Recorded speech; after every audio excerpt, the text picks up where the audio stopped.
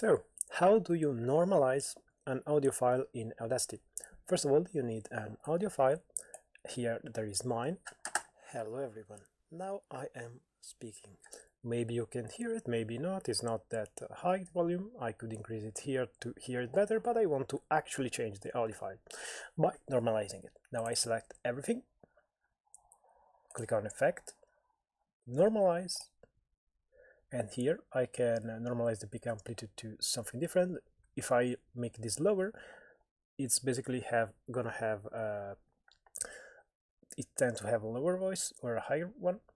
In my experience, at least, I'm not an expert in sound design or something like that, but this is how you do it. Click OK, and here you can see the changes, and the audio file is going to be a lot higher, for example. Hello everyone, now I am speaking. It's going to be normalized, basically.